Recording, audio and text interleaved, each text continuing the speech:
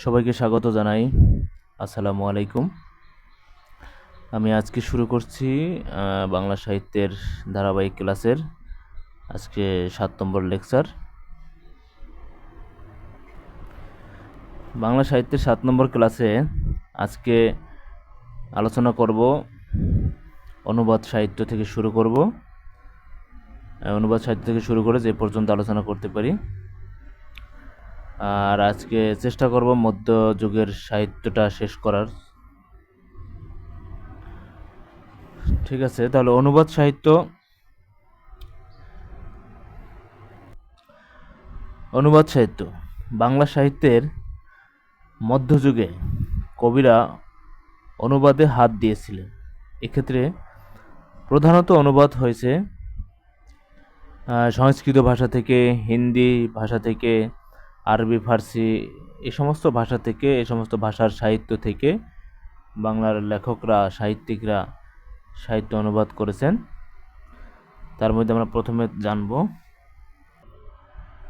প্রথমত হচ্ছে সংস্কৃত ভাষা থেকে যে সমস্ত সাহিত্য অনুবাদ করা হয়েছে তার মধ্যে প্রধানত 3টি সাহিত্য হচ্ছে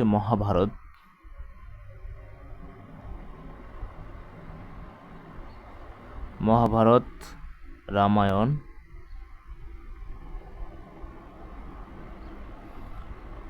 ভাগবত। মহাভারত, রামায়ণ, ভাগবত, এই 3টি সাহিত্য হচ্ছে সংস্কৃত ভাষার। এই সাহিত্য থেকে বাংলা সাহিত্যিকরা এটিকে অনুবাদ করেছেন। মধ্যযুগের কোনো অনুবাদই হুবহু অনুবাদ করা হয়নি। কবিরা মূল কাহিনী ঠিক রেখে মাঝে মাঝে নিজেদের মনের কথা নিজেদের মতো করে এই সাহিত্যগুলোকে সাজিয়েছেন। মূল কাহিনী বা মূল বিষয়, এই যেমন মহাভারত থেকে যে সাহিত্য অনুবাদ করেছেন, রামায়ণ থেকে যে সাহিত্য অনুবাদ করেছেন, ভাগবত থেকে যে সাহিত্য অনুবাদ করেছেন, এই সমস্ত সাহিত্যের মূল বিষয়গুলো আসলে এই রামায়ণের, মহাভারতের কাহিনী। কিন্তু মাঝে মধ্যে বাংলা সাহিত্যিকরা তাদের মতো করে, নিজেদের মতো করে সুন্দর করে, আরও কীভাবে সুন্দর করা যায় সেই জন্য এটাকে সাজিয়ে তারা লিখেছেন। প্রথমে আমরা যদি যাই, সেটা হচ্ছে রামায়ণ। রামায়ণ নিয়ে কথা বলি। রামচরিত অবলম্বনে সংস্কৃত ভাষায় এই রামায়ণ লিখেছেন বাল্মীকি। দেখেন, রামায়ণের সংস্কৃত কবি বা সংস্কৃত লেখক হচ্ছে বাল্মীকি। বাল্মীকি হচ্ছে সংস্কৃত ভাষার কবি। বাল্মীকির মূল নাম হচ্ছে, ওনার মূল নাম দস্যু রত্নাকর। বাল্মীকির মূল নাম হচ্ছে কি, দস্যু রত্নাকর।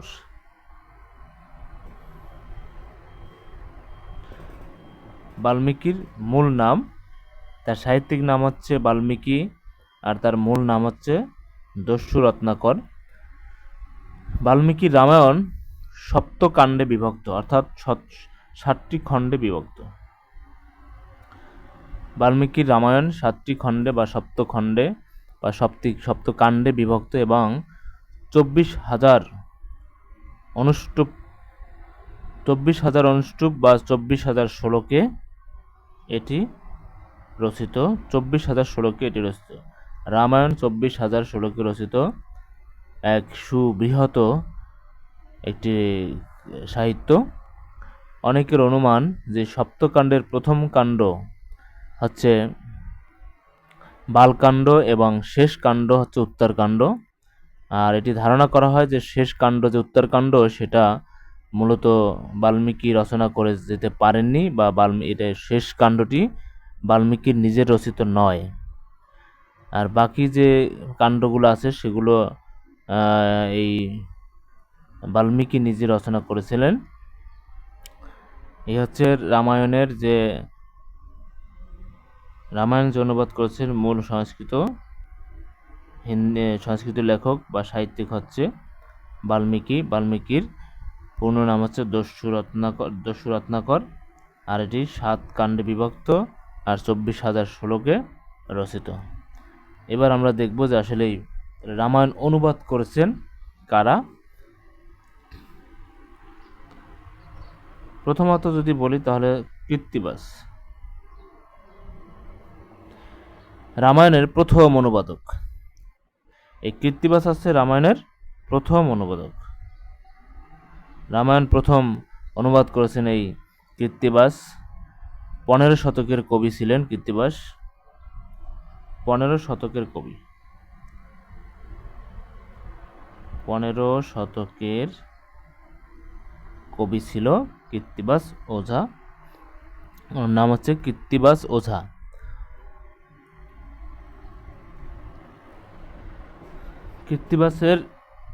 কৃত্তিবাসের উপাধি হচ্ছে ওঝা।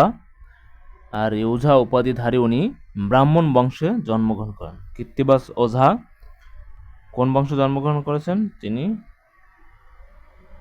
ব্রাহ্মণ বংশে জন্মগ্রহণ করেছেন। কৃত্তিবাস ওঝা ব্রাহ্মণ বংশে জন্মগ্রহণ করেছেন। তার পিতার নাম বনমালী ওঝা। পিতা কৃত্তিবাস ওঝা, এর পিতা বনমালী ওঝা। মাতার নাম হচ্ছে মালিনী দেবী। কৃত্তিবাস ওঝার মাতার নাম হচ্ছে মাতা মালিনী দেবী। মালিনী দেবী তার মাতা। কোন এক মাঘ মাসে শ্রী পঞ্চমী তিথিতে রবিবারে তিনি জন্মগ্রহণ করেছেন। কখন জন্মগ্রহণ করেছেন তিনি? কোন এক মাঘ মাসে। কোন এক মাঘ মাসে পঞ্চমী তিথিতে শ্রী পঞ্চমী তিথিতে এই কৃত্তিবাস ওঝা পঞ্চমী তিথি কৃত্তিবাস ওঝা রবিবারে জন্মগ্রহণ করেছেন। রবিবারে কোন এক রবিবারে তিনি জন্মগ্রহণ করেছেন। কৃত্তিবাস ওঝা হলেন রামায়ণের প্রথম অনুবাদক এবং শ্রেষ্ঠ অনুবাদক। শ্রেষ্ঠ অনুবাদক। তিনি পঞ্চদশ শতকের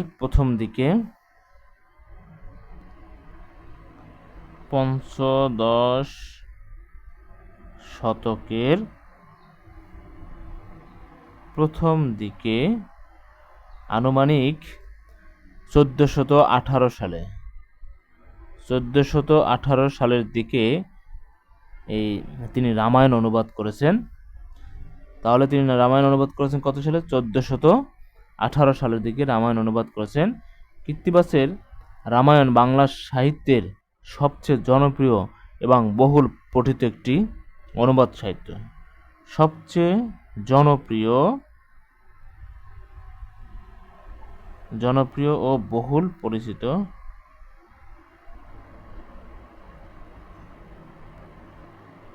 সবচেয়ে জনপ্রিয় এবং বহুল পরিচিত বা পঠিত একটি অনুবাদ সাহিত্য। তার কাব্যের নাম শ্রীরাম পাঁচালী। এই যে কৃত্তিবাস ওঝা যে মহাভারত রচনা করেছেন, অনুবাদ করেছেন, তার মহাভারত এই অনুবাদের নাম হচ্ছে মহাভারত অনুবাদের নাম হচ্ছে শ্রীরাম পাঁচালী। শ্রীরাম পাঁচালী। শ্রীরাম পাঁচালী হচ্ছে তার অনুবাদিত সাহিত্যের নাম। তিনি মূল রামায়ণ হতে কার্তিকের জন্ম, বিশ্বামিত্র কথা, লঙ্কা যুদ্ধের পর রাম সীতার তিক্ত বাক্য বিনিময় ইত্যাদি বর্ণন করেন। আবার কৈকেয়ীর বরলাভ, গণেশের জন্ম, হনুমানের সূর্য ধারণ ইত্যাদি সংযোজন করেন এবং চরিত্রগুলিতে বাঙালি বৈশিষ্ট্য প্রয়োগ করেন। এই কারণে বাংলায় তার কাব্য অত্যন্ত জনপ্রিয় এবং বহুল পঠিত হয়েছে। এই কাব্যের কাণ্ড 60টি সংখ্যা এবং 24,000 শ্লোকে রচিত হয়েছে। এটি প্রথম মুদ্রিত হয়েছে। দেখেন, রচনা করেছে, অনুবাদ করেছেন একটা সালে। অনুবাদ একটা জিনিস, আর মুদ্রিত অর্থাৎ যখন ছাপানো হয়েছে, মুদ্রিত আর একটা জিনিস, তা মুদ্রিত হয়েছে কত সালে? 1802 থেকে 1803। 1802 থেকে 3 সালে এটি মুদ্রিত হয়েছে। কোথা থেকে? এটি মুদ্রিত হয়েছে শ্রীরাম মিশনারি ছাপাখানা থেকে। শ্রীরামপুর,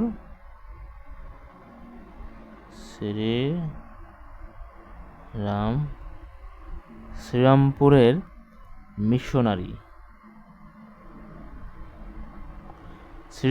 মিশনারি ছাপাখানায় থেকে এটি মুদ্রিত করা হয়েছে বা প্রকাশ করা হয়েছে।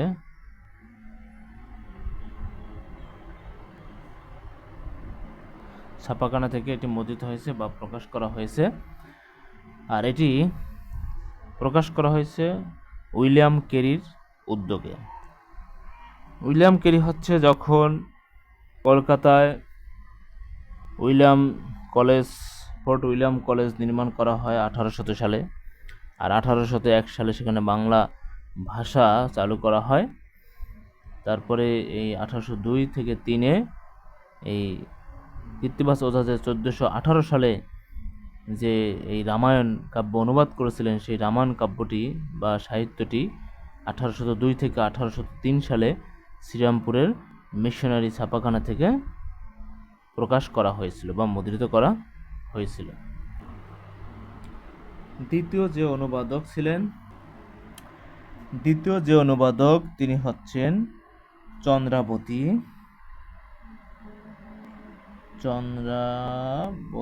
দ্বিতীয় অনুবাদক, এই রামায়ণের দ্বিতীয় অনুবাদক চন্দ্রাবতী। উনি 17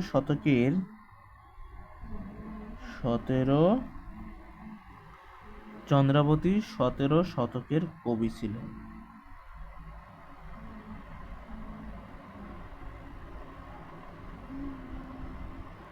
17 শতকের কবি ছিলেন এই চন্দ্রাবতী। উনি এই চন্দ্রাবতী বা রামায়ণ সাহিত্যের অনুবাদ করেছেন। তিনি বাংলা সাহিত্যের প্রথম মহিলা কবি। চন্দ্রাবতী বাংলা সাহিত্যের প্রথম মহিলা কবিও বটে।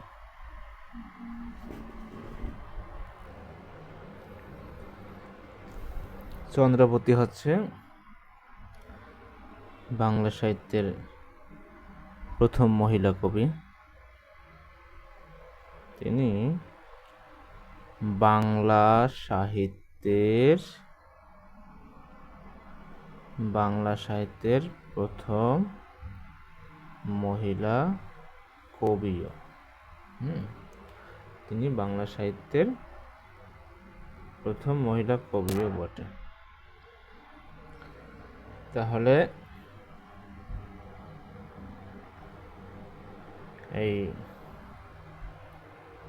17 শতকের কবি হচ্ছে চন্দ্রাবতী। আর চন্দ্রাবতী বাংলা সাহিত্যের প্রথম মহিলা কবি এবং রামায়ণের দ্বিতীয় অনুবাদক হচ্ছে এই চন্দ্রাবতী। চন্দ্রাবতী হলেন, আমরা পূর্বের লেকচারে পড়েছি মনসা মঙ্গল কাব্যের একজন কবি ছিলেন দ্বিজবংশী দাস। সেই দ্বিজবংশী দাসের কিন্তু একজন বিদুষী কন্যা ছিলেন এই চন্দ্রাবতী। তাহলে কার কন্যা ছিলেন? দ্বিজবংশী দাসের।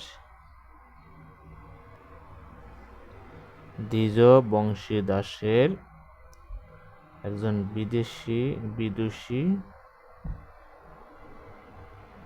বিদুষী কন্যা ছিলেন। বিদুষী কন্যা এই চন্দ্রাবতী মনসা মঙ্গল কাব্যের একজন বিখ্যাত কবি দ্বিজবংশী দাস। সেই দ্বিজবংশী দাসেরই কন্যা। তিনি হচ্ছেন বাংলা সাহিত্যের প্রথম মহিলা কবি।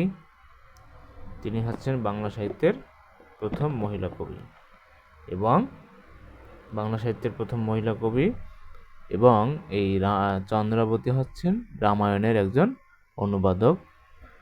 বাল্য সখা জয়ানন্দ বিরহে কাতর চন্দ্রাবতী পিতার উৎসাহে এই রামায়ণ অনুবাদ করেছিলেন।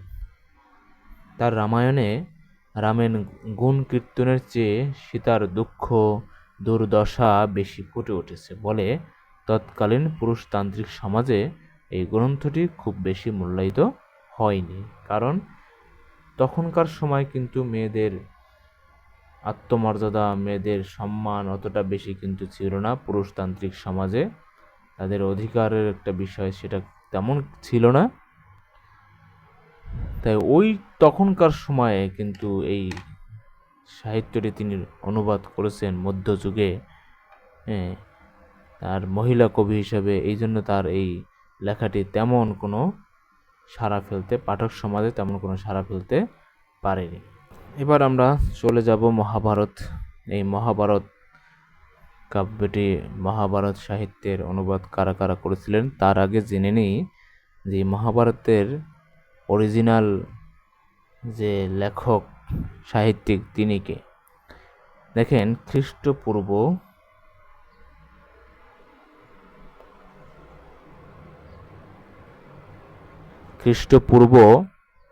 200 অব্দ থেকে খ্রিস্টপূর্ব 200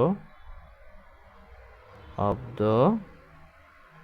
থেকে 200 সালের মধ্যে কি হলো তাহলে? খ্রিস্টপূর্ব 200 অব্দের মধ্যে, 200 সালের মধ্যে, 200 সালের মধ্যে এই মহাভারত সংস্কৃত ভাষায় রচিত হয়। মহাভারতের মূল রচয়িতা হচ্ছে কৃষ্ণ দ্বৈপায়ন ব্যাস। মহাভারতের মূল লেখক হচ্ছে কৃষ্ণ দ্বৈপায়ন ব্যাস।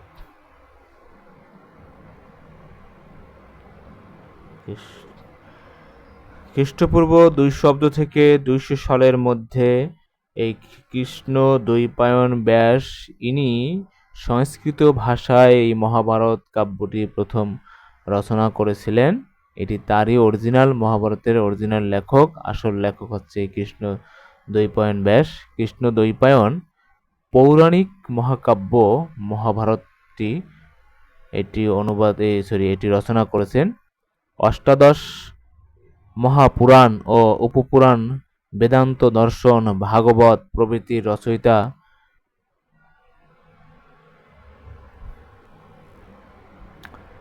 তাহলে এই কৃষ্ণ দ্বৈপায়ন ব্যাস মহাভারতটি রচনা করেছেন। আর কৃষ্ণ দ্বৈপায়ন ব্যাস এর পিতার নাম হচ্ছে পরাশর মুনি। তার পিতা হচ্ছে পরাশর মুনি। কৃষ্ণ দ্বৈপায়ন ব্যাসের পিতার নাম হচ্ছে পরাশর মুনি এবং মাতা হচ্ছে সত্যবতী।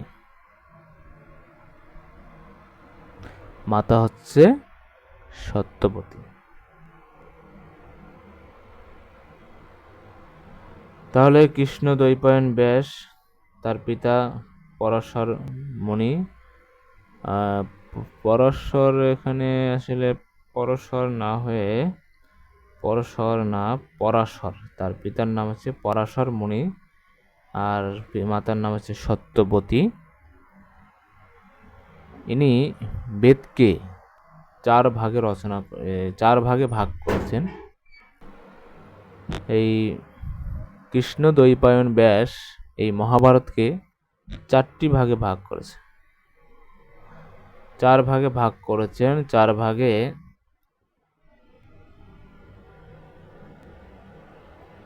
তিনি 4 ভাগে ভাগ করে, এই 4 ভাগে ভাগ করার কারণে বা 4 ভাগে ভাগ করেছিলেন বলে এর নামকরণ হয় বেদব্যাস বা ব্যাস। 4 ভাগে ভাগ করার কারণে তার নাম কি হয়? বেদব্যাস বা ব্যাস। এখন আমরা জানব যে এই মহাভারত কাব্যটি মহাভারত সাহিত্যটি কারা কারা অনুবাদ করেছেন। অনুবাদকের নাম যদি বলতে হয় তাহলে প্রথমেই কবীন্দ্র পরমেশ্বরের নাম আসে।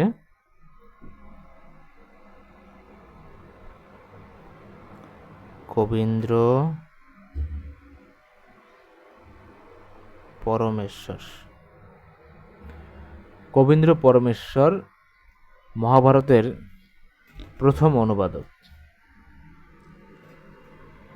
কবীন্দ্র পরমেশ্বর কিন্তু মহাভারত কাব্যের প্রথম অনুবাদক, মহাভারতের প্রথম অনুবাদক। আর তিনি 16 শতকের কবি।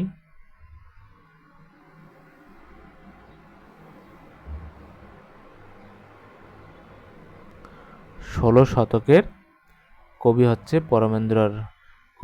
কবীন্দ্র পরমেশ্বর। তার প্রকৃত নাম পরমেশ্বর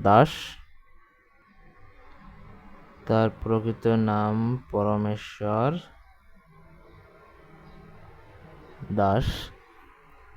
আর কবীন্দ্র হলো তার উপাধি।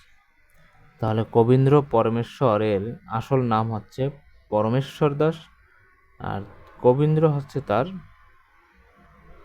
উপাধি। এটি হচ্ছে তার উপাধি কবীন্দ্র।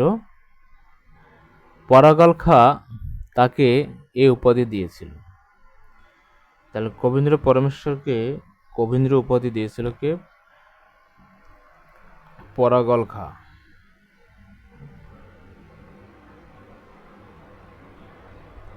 পরাগল খাঁ তাকে এই উপাধি দিয়েছিল। তার কাব্যের নাম হচ্ছে পাণ্ডব বিজয়। তিনি যে মহাভারত কাব্যটি অনুবাদ করেছেন, তার এই অনুবাদিত কাব্যটির নাম দিয়েছিল পাণ্ডব বিজয়। মহাভারত কাব্য অনুবাদ করে তার নাম দিয়েছিলেন পাণ্ডব বিজয়। কাব্যটি মহাভারতের অতি সংক্ষিপ্ত অনুবাদ। তার কাব্য পরাগলি মহাভারত নামে সমধিক পরিচিত ছিল। পরাগলি কারণ হচ্ছে যেহেতু পরাগল খাঁ তাকে এই কবীন্দ্র উপাধি দিয়েছিল, এই কাব্যটির অনুবাদ করতে কিন্তু উৎসাহ দিয়েছিলেন এই পরাগল খাঁ, তাই তার নামে বলা হয়েছে পরাগলি মহাভারত নামেও আসলে এই অনুবাদিত কাব্যটি সুপরিচিত ছিল। পরাগলি মহাভারত নামে পরিচিত ছিল। গৌড়ের সুলতান হোসেন শাহের অমাত্য পরাগল খানের পৃষ্ঠপোষকতায় তিনি মহাভারত অনুবাদ করেছিলেন। তাহলে কার? গৌড়ের সুলতান হোসেন শাহ।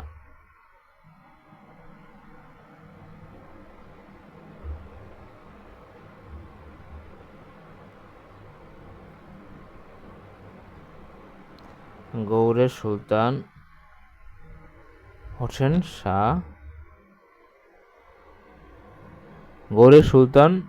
হোসেন শাহ এর অমাত্য পরাগল খান, সেই পরাগল খানের পৃষ্ঠপোষকতায় কিন্তু উনি এই মহাভারত অনুবাদ করেছিলেন। এই জন্য এটাকে পরাগলি মহাভারত নামে পরিচিত ছিল। পরাগলি মহাভারতটি 18টি পর্বে বিভক্ত। রামায়ণ হচ্ছে কিন্তু 60টি পর্বে বিভক্ত, আর এই মহাভারত 18টি বিভক্তে রচিত অনুবাদিত। আর রামায়ণ 60টি ছিল খণ্ড। রামায়ণেতে শ্লোক সংখ্যা ছিল 24,000, আর এই মহাভারতের শ্লোক সংখ্যা ছিল 85,000। 85,000 শ্লোকে এই মহাভারতটি রচিত হয়েছিল, অনুবাদ করেছিল। এরপরে হচ্ছে শ্রীকর নন্দী।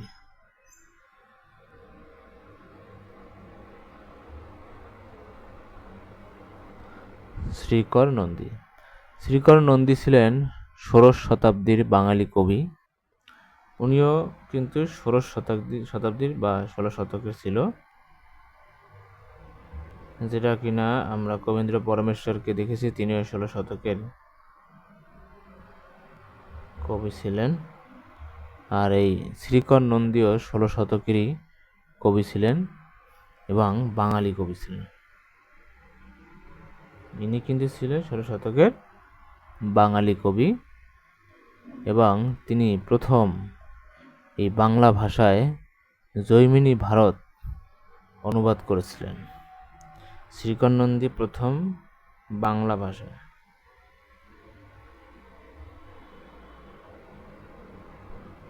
বাংলা ভাষায় কিন্তু তিনি জৈমিনী ভারত এই রচনাটি অনুবাদ করেছিলেন।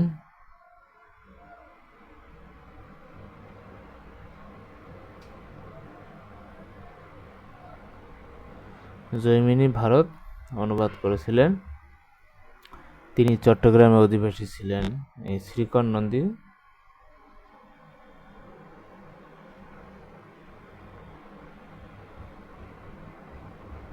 তিনি চট্টগ্রামের অধিবাসী ছিলেন।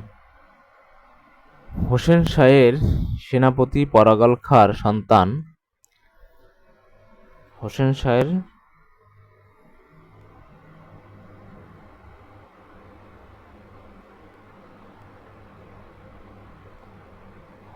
শাহের পরাগল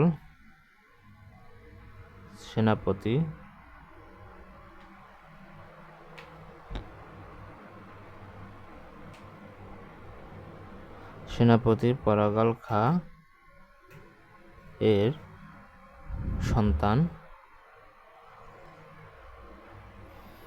সন্তান এবং চট্টগ্রামের শাসনকর্তা ছিলেন নুসরত খাঁ।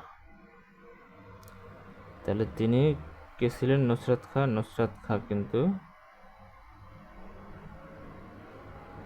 নুসরত খাঁ হচ্ছে পরাগল খানের সন্তান।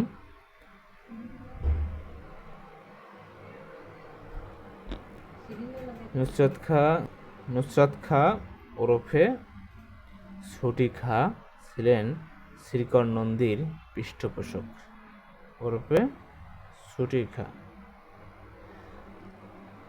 এই নুসরত খাঁয়ের অপর নাম ছুটি খাঁ। তিনি ছিলেন শ্রীকর নন্দীর পৃষ্ঠপোষক।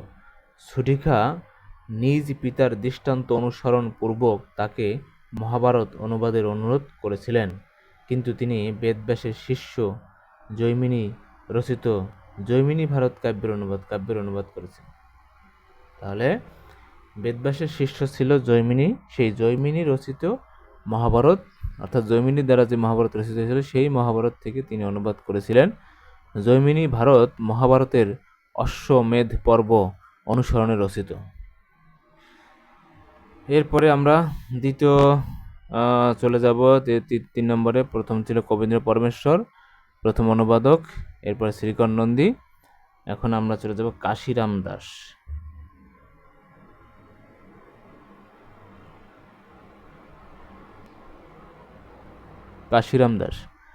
কাশিরাম দাস হলেন মহাভারতের বিখ্যাত ও জনপ্রিয় একজন অনুবাদক। বিখ্যাত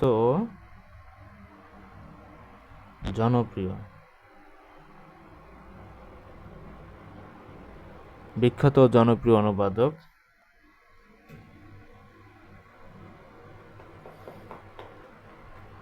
কবির আবির্ভাব 16 শতকের দ্বিতীয়ার্ধে। তাহলে কাশিরাম দাসের আবির্ভাব হচ্ছে 16 শতকের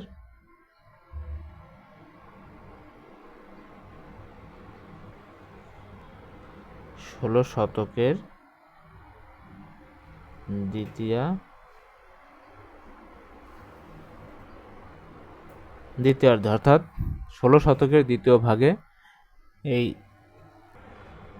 তিনি দ্বিতীয় পর্বে 16 শতকের দ্বিতীয় পর্বে তার আবির্ভাব হয়েছিল। তার জন্ম হচ্ছে বর্ধমানের কাটোয়া মহকুমার নিকটবর্তী।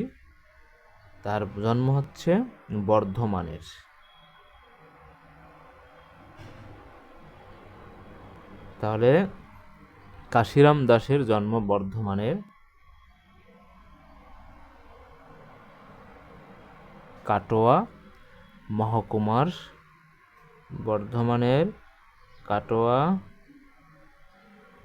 মহকুমার এর নিকটে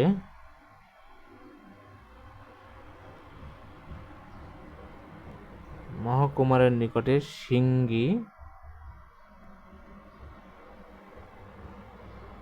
বা সিদ্ধি গ্রামে। তার কাব্য রচনাকাল ১৬ শতকের শেষ দিকে। তাহলে ১৬ শতকের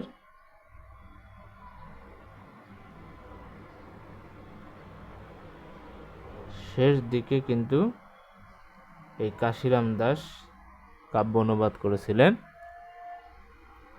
তার রচিত ভারত পাঞ্চালী বা কাশিরাম সংহিতা, তার রচনার নাম হচ্ছে ভারত পাঞ্চালী।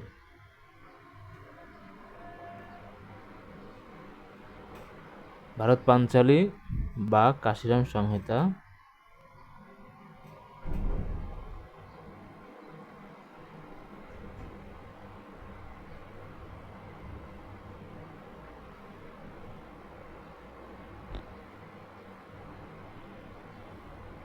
কাশিরাম সংহিতা আজ বাংলা যেটা মহাভারত নামে পরিচিত।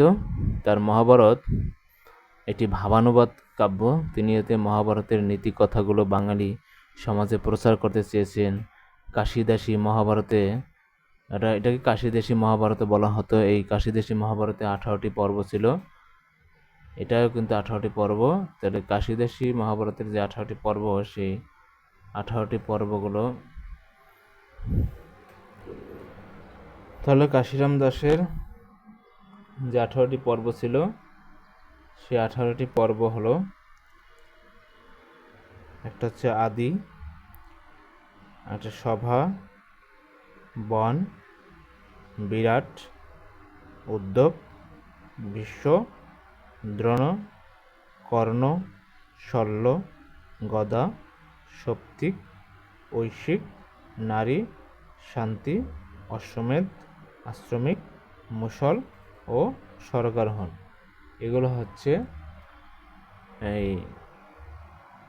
কাশিরাম দাসের মহাভারতের যে 18টি পর্বে ভাগ করা হয়েছিল, সেই 18টি পর্বের নাম। কাশিরাম দাসের মহাভারতের দুটি বিখ্যাত পঙ্ক্তি যদি আমরা দেখি, কাশিরাম দাসের দুটি লাইন আমরা এভাবে বলতে পারি যে, মহাভারতের কথা অমৃত সমান, কাশিরাম দাস ভনে শোনে পুণ্যবান। এই দুটি তার পঙ্ক্তির, তিনি যে কাশিরাম দাসের যে কাব্য রচনা করেছেন তার মধ্যে গুরুত্বপূর্ণ। কবি কৃত্তিবাস তার কাব্য রচনা সম্পূর্ণ করতে পারেননি। তিনি রচনা করেছেন আদিসভা, অর্থাৎ এই যে পর্বগুলো আগেও বলেছি যে তিনি সব পর্ব, কৃত্তিবাস কিন্তু সব পর্বগুলো সম্পূর্ণ করতে পারেননি। কবির অসম্পূর্ণ কাব্য সম্পূর্ণ করার দায়িত্ব নিয়েছিল তার পুত্র, ভাইপো, অন্যান্য অনুবাদক কবিগণ। এইভাবে আসলে মহাভারত কাব্য রচনা করা হয়েছে।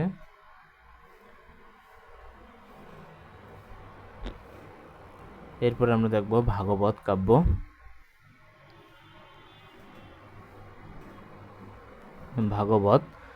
ভাগবতের কবি হচ্ছে মালাধর বসু।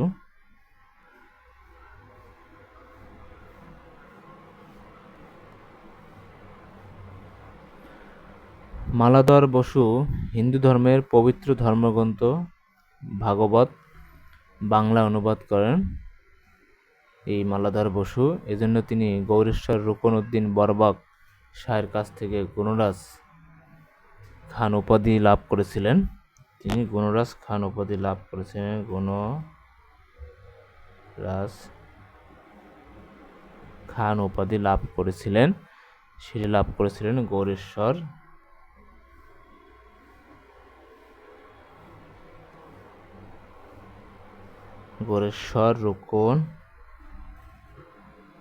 রুকন উদ্দিন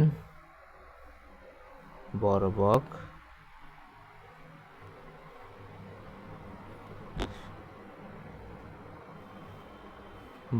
শাহের কাছ থেকে।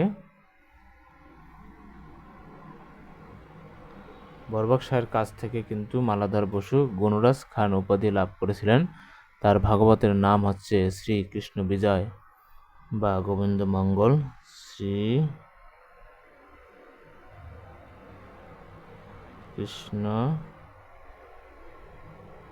মালাধর বসুর ভাগবত কাব্যের অনুবাদিত কাব্যের নাম হচ্ছে শ্রীকৃষ্ণ বিজয় বা গোবিন্দ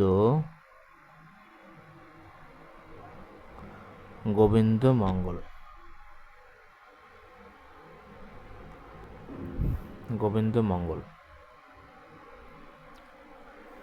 এটি ভাগবতের দশম ও একাদশ স্কন্ধ অবলম্বনে রচিত বা রচনা করা হয়েছে। কাব্যটি বৈষ্ণব ঐতিহ্যের প্রবেশক গ্রন্থ হিসেবে পরিচিত।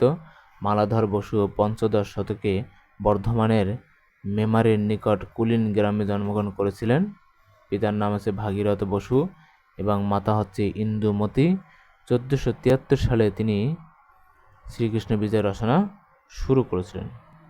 1473 সালে তিনি শুরু করেছিলেন এবং 1480 সালে এর সমাপ্ত হয়।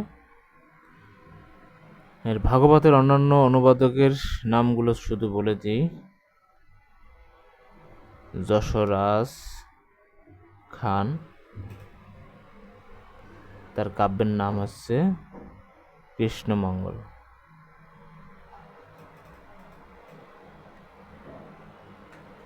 যশরাজ খানের কাব্যের নাম হচ্ছে, এই ভাগবত কাব্যের অন্যান্য লেখক বা অন্যান্য অনুবাদক যারা, তাদের নাম হচ্ছে যশরাজ খান। কাব্যের নাম হচ্ছে কৃষ্ণমঙ্গল। 2 নম্বর হচ্ছে দ্বিজ মাধব।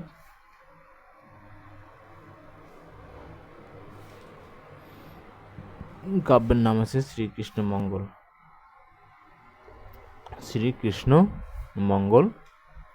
এরপর হচ্ছে দুঃখী শ্যামদাস, আরেকজন অনুবাদক হচ্ছে দুঃখী শ্যামদাস। এই দুঃখী শ্যামদাস, তার কাব্যের নাম হচ্ছে গোবিন্দ মঙ্গল।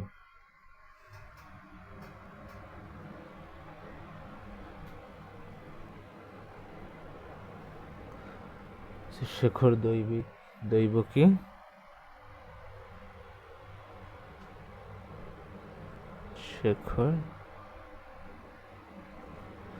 দৈবকী, নন্দন, তার কাব্যের নাম হচ্ছে গোপাল বিজয়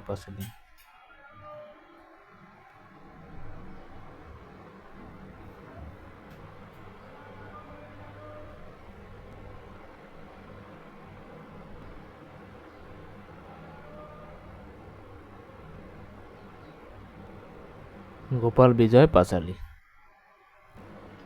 এখন আমরা দেখব কোরআন শরীফ।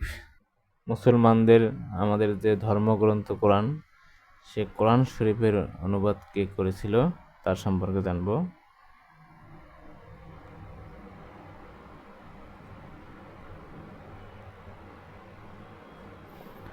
কোরআন শরীফ অনুবাদ করেছিলেন যিনি, তার নাম হচ্ছে গিরিশচন্দ্র সেন।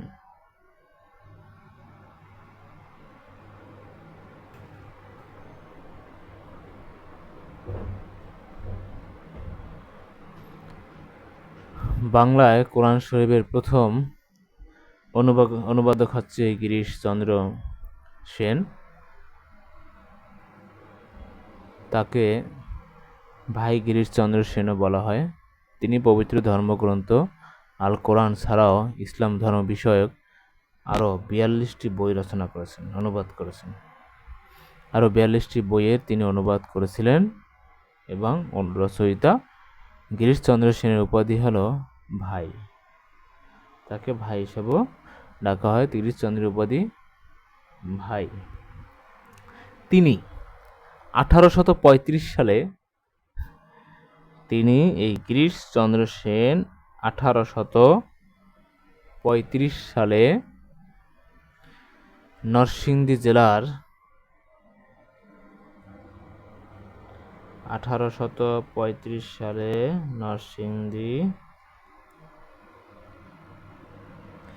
জেলার পাঁচদোনা গ্রামে জন্মগ্রহণ করেছেন। তাহলে ভাই গিরিশচন্দ্র সেন কোথায় জন্মগ্রহণ করেছেন? নরসিংদী জেলায় জন্মগ্রহণ করেছেন 1835 সালে। কোন গ্রামে? পাঁচদোনা গ্রামে তিনি জন্মগ্রহণ করেছেন। ব্রাহ্মণ ধর্মানুসারী ছিলেন তিনি।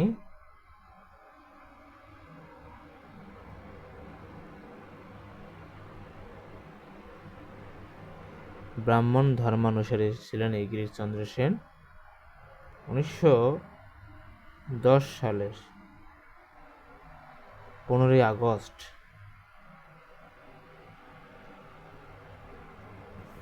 1910 সালের 15 আগস্ট ভাই গিরিশচন্দ্র সেন মৃত্যুবরণ করেছেন ঢাকায়।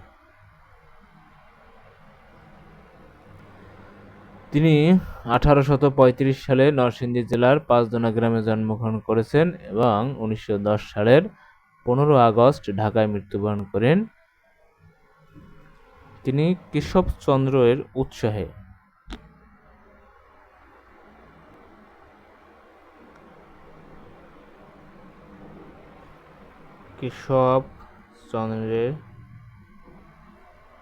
উৎসাহে কোরআন শরীফ তিনি অনুবাদ করার উদ্যোগ নিয়েছিলেন।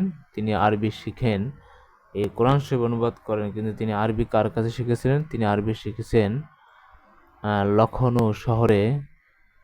কোথায় শিখেছেন? লখনৌ শহরে।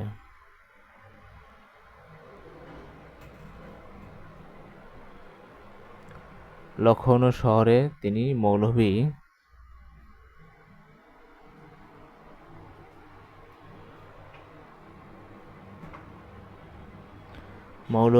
ইহসান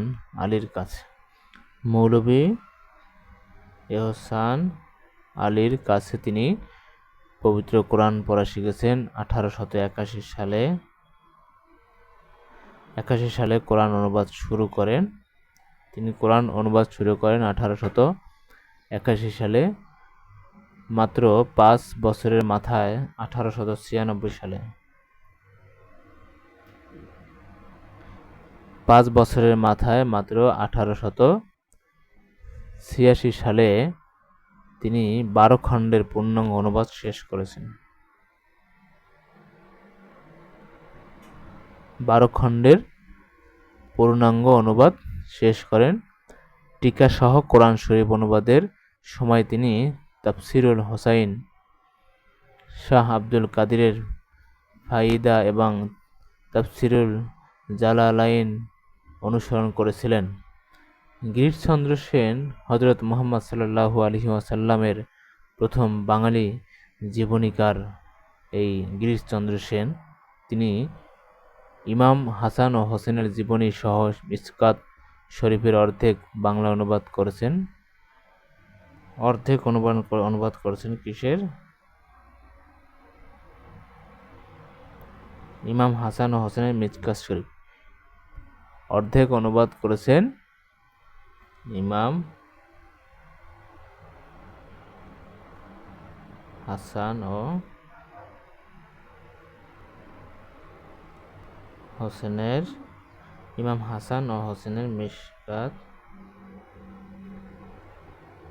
মিশকাত শরীফ।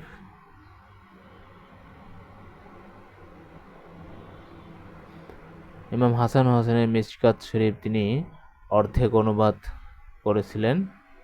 তার অনুদিত গ্রন্থের মধ্যে শেখ ফরিদউদ্দীন আত্তারের তাজকিরাতুল আউলিয়া অবলম্বনে তাপসমালা 1996 জন প্রখ্যাত মুসলিম মনীষীর জীবনী তিনি বর্ণনা করেছেন। মাওলানা জালালউদ্দিন রুমির মসনবী শরীফ ও শেখ আত্তারের মানতে কুহতায়ের অবলম্বনে তত্ত্ব রত্নমালা, শেখ সাদির গুলিস্তা ও বুস্তা অবলম্বনে হিতোপখ্যানমালা উল্লেখ করেছেন উনি এই গিরিশচন্দ্র সেন। এখন আমরা শিখব হচ্ছে রোমান্সধর্মী প্রণয়োপাখ্যান। রোমান্সধর্মী কিছু প্রণয় উপাখ্যান রচনা করা হয়েছিল। রোমান্সধর্মী প্রণয় উপাখ্যানের মধ্যে কি কি আছে?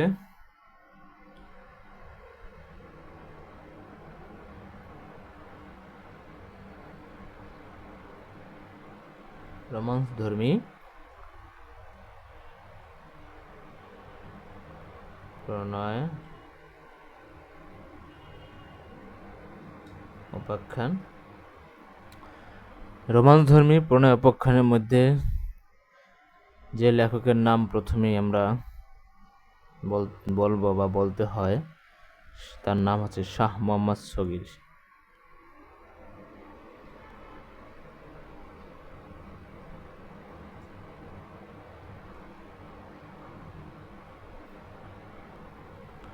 শাহ মোহাম্মদ সগীর তিনি চতুর্দশ শতকের একজন সাহিত্যিক ছিলেন। তাহলে শাহ মোহাম্মদ সগীর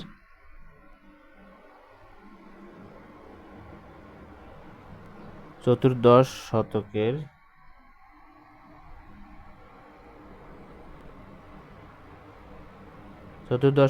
শেষ ও পঞ্চদশ শতকের প্রথম দিকের কবি।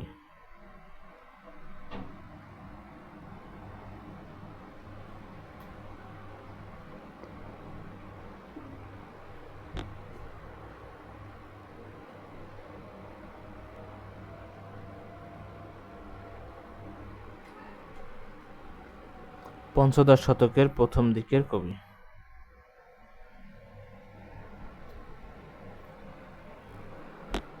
তাহলে শাহ মোহাম্মদ সগীর হচ্ছে চতুর্দশ শতকের শেষ এবং পঞ্চদশ শতকের প্রথম দিকের একজন বিখ্যাত একজন কবি ছিলেন।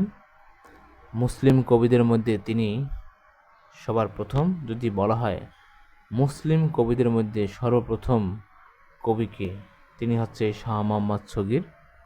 তিনি হচ্ছেন মুসলিমের প্রাচীনতম কবি। মুসলিম কবিদের মধ্যে তিনি হচ্ছেন প্রাচীনতম কবি। গৌড়ের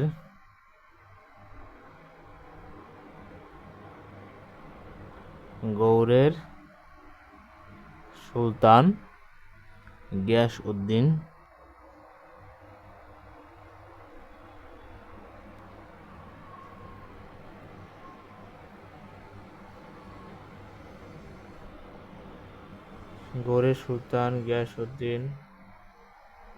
আজম শাহের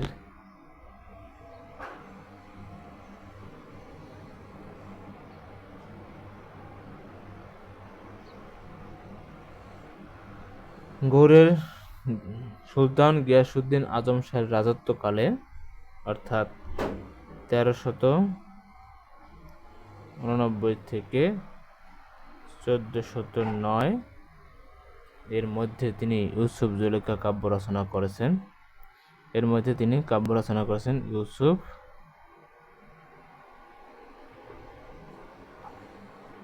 ইউসুফ জুলেখা।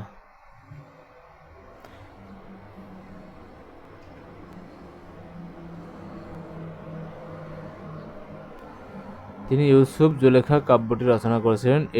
এই কাব্যটি, ইউসুফ জুলেখা কাব্যটি ফার্সি কবি, এই ইউসুফ জুলেখা কাব্যটি নেওয়া হয়েছে বা তিনি ইউসুফ জুলেখা কাব্যটি অনুবাদ করেছেন, সেটা হচ্ছে ফার্সি একজন কবি,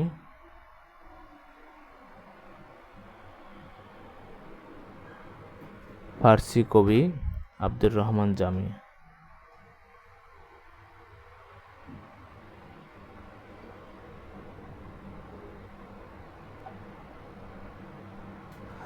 আব্দুর রহমান জামি রচিত এটি ফার্সি প্রেমোপাখ্যান, সেটি ইউসুফ ও জুলাইখা।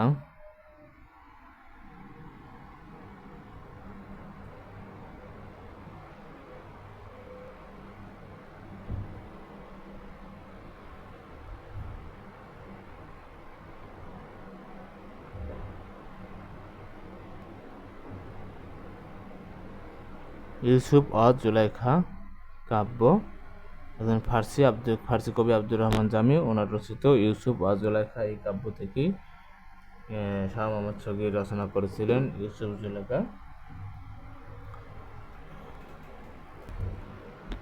এই শাহ মোহাম্মদ সগীরের কাব্যে চট্টগ্রাম অঞ্চলের কতিপয় শব্দের ব্যবহার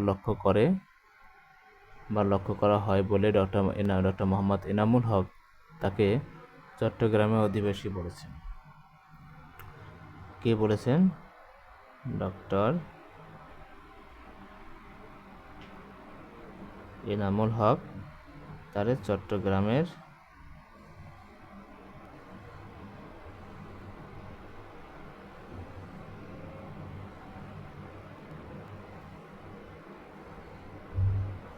তাকে চট্টগ্রামের অধিবাসী হিসেবে বিবেচনা করেছেন। তার কাব্যে ধর্মীয় পটভূমি থাকলেও তা হয়ে উঠেছে মূলত মানবিক প্রেমোপাখ্যান। তার কাব্যের শিল্পমূল্য অতুলনীয়। তিনি কাব্যচর্চায় সুলতান গিয়াসউদ্দিন আজম শাহের পৃষ্ঠপোষকতা লাভ করেছিলেন। তিনি ছিলেন সুলতানের একজন রাজকর্মচারী। এই শাহ মোহাম্মদ ছিল একজন সুলতানের একজন রাজকর্মচারী ছিলেন। এখন আমরা জানব দৌলত উজির বাহরাম খাঁ সম্পর্কে। দৌলত উজির বাহরাম খান 16 শতকের কবি ছিলেন। তিনিও কিন্তু 16 শতকের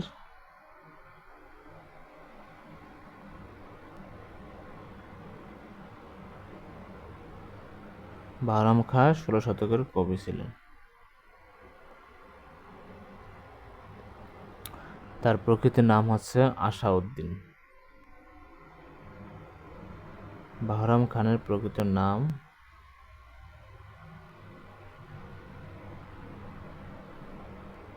আশাউদ্দিন। তিনি চট্টগ্রাম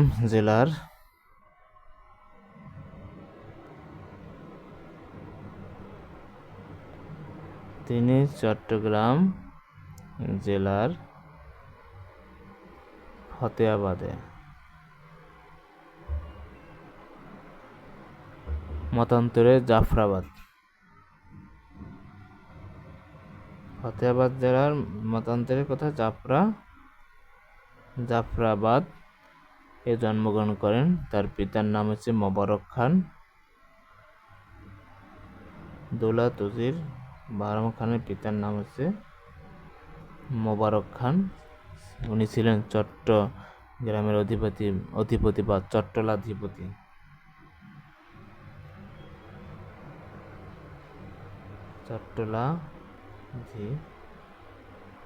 চট্টগ্রামের অধিপতি একজন চট্টলাপতির উজির বা মন্ত্রী ছিলেন। অল্প বয়সে পিতার মৃত্যু হলে চট্টগ্রামের অধিপতি নিজাম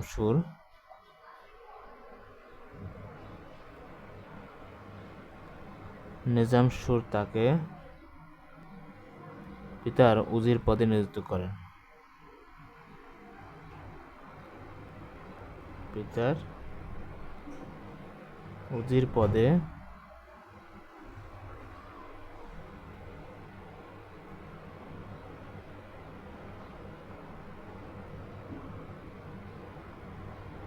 নিযুক্ত করেন। এই দৌলত উজির বাহরাম খান ফার্সি কবি জামি। উনিও যে রচনাটি করেছেন, ওনার রচনাটির নাম হচ্ছে দৌলত উজির বাহরাম খানের রচনাটির নাম হচ্ছে লাইলি মজনু।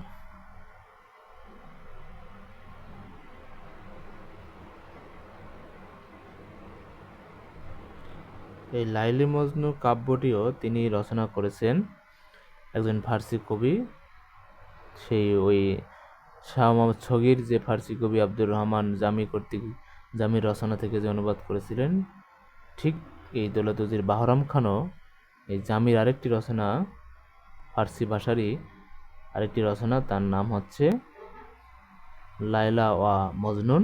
সেই লায়লা ওয়া মজনুন থেকে তাহলে ফার্সি কবি আব্দুর রহমান জামি রচিত লায়লা ওয়া মজনুন, সেই লায়লা ওয়া মজনুন থেকে এই দৌলত উজির বাহরাম খান রচনা করেছেন, সেটা হচ্ছে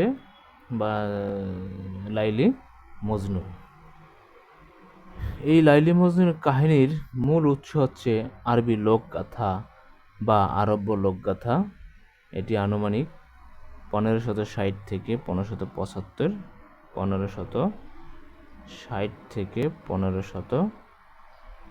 সালের মধ্যে এটি রচিত হয়। বাহরাম খানের কাব্যে সুফি তত্ত্বের প্রচ্ছন্ন আবেদন রয়েছে। তার অন্যান্য কাব্যগুলো হলো মুক্তল হোসেন, মুক্তল হোসেন বা জঙ্গনামা।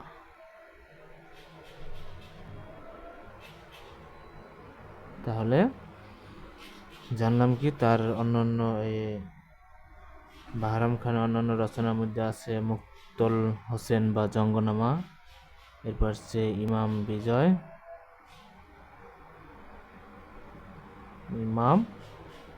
বিজয়। এরপরে আমরা চলে যাই আরেকজন লেখক মোহাম্মদ কবির।